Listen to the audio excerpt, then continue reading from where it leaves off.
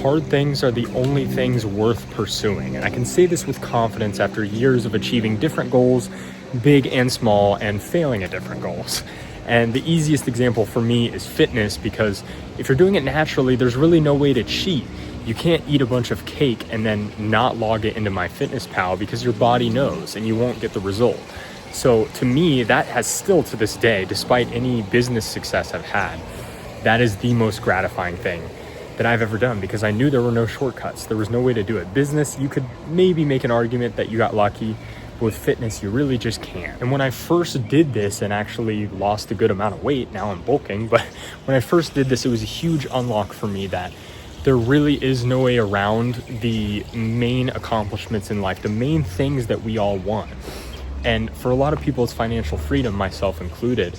But even when I did manage to reach that point, it was like 100 times more difficult than I expected. Every time I saw a glimmer of success, things would completely go off the rails and I'd have to go back to the drawing board, figure it out. There was always a mess.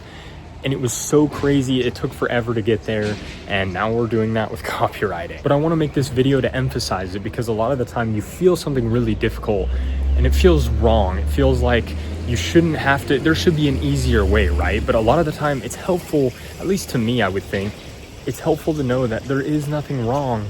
You just have to keep doing it, because the reason the outcome is so good is because it's difficult and because a lot of people are not going to be willing to do that thing.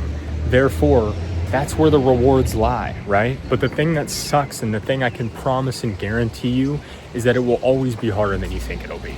And even what I'm doing right now with my copywriting business, this is so much more difficult than I expected.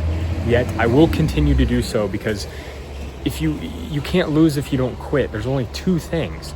You either get better or you win. That's it. There's no other choice. There's no other outcome. But I always hear people that want to start a hustle. Maybe they watched a video about drop shipping or something and they got inspired. And so, they found the perfect product. They made the website, and then they make one half-assed TikTok video, and then they tell everyone that drop shipping doesn't work. And it's like, well, why would you expect to get paid a ton of money for that absolute lackluster effort you gave? You know what I mean? Like, if you think about it logically, it's just like, of course it should take a lot of work, because you get a lot back. Why would it, it's like it's an even balance. It's a trade. So if you're not putting in a lot of effort, why would you expect to get a lot back?